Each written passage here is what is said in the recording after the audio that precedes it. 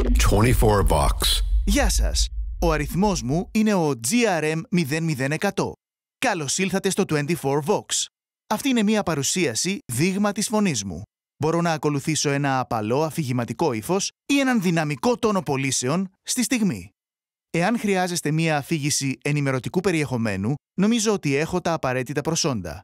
Από την άλλη μεριά, εάν προτιμάτε έναν χαρακτήρα ή ένα τρέιλερ, ακριβώς έτσι θα ολοκληρώσω αυτό το δείγμα που δημιουργήθηκε αποκλειστικά για το 24 Vox.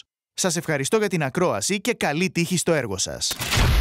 24 Vox. Η λέξη Ακρόπολη προέρχεται από το συνδυασμό των λέξεων άκρος και πόλης και κυριολεκτικά σημαίνει πόλη στην άκρη ή σε ακρότατο. Για αμυντικούς σκοπούς, οι οικιστές επέλεγαν ένα υπερυψωμένο σημείο, συχνά ένα λόφο με απότομες πλευρές. Σε πολλά μέρη στον κόσμο, αυτοί οι πρώιμοι οχυροί οικισμοί γίνονταν ο πυρήνας μεγάλων πόλεων, που επεκτείνονταν στο επίπεδο εδάφους γύρω από την Ακρόπολη.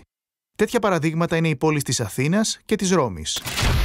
24 Vox. Στο Sonic Δεκεμβρίου που κυκλοφορεί ένα μεγάλο αφιέρωμα στον Lou Reed και τους Velvet Underground με σπάνιο υλικό και διηγήσεις. 40 χρόνια από το Quadrophenia των The Who, όταν οι Mods περπάτησαν στη Βρετανική γη. Ανταπόκριση από το CMJ Marathon της Νέας Υόρκης, αλλά και ένα μεγάλο αφιέρωμα στο σύνδρομο του δεύτερου δύσκολου άλμπουμ. Κυκλοφορεί με δώρο μουσικό βιβλίο από τις εκδόσεις Oxy. Sonic, για να μην μένεις ποτέ αδιάβαστος στη μουσική.